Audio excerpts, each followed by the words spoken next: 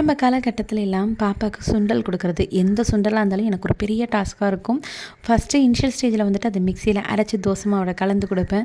அப்புறம் லேட்டரா வந்துட்டு நல்லா மசிச்சு தோசைக்கு மேல ஸ்ப்ரெட் பண்ணி அவளுக்கே தெரியாம ஊட்டி விட்டுட்டுருந்தேன்.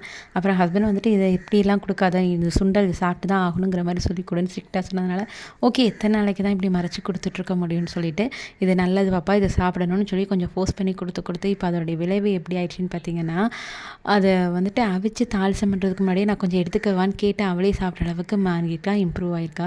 அவள் ஸ்கூல்லேயுமே அவங்க மேம் வந்து லாஸ்ட் மந்த் என்ன சொல்லியிருந்தாங்கன்னா, இங்கே இருக்கிற குடிகள்லாம் மோஸ்ட்லி வந்துட்டு என்னதுன்னா பேக்கரி ஐட்டம்ஸ் தான் கொண்டு வருவாங்க.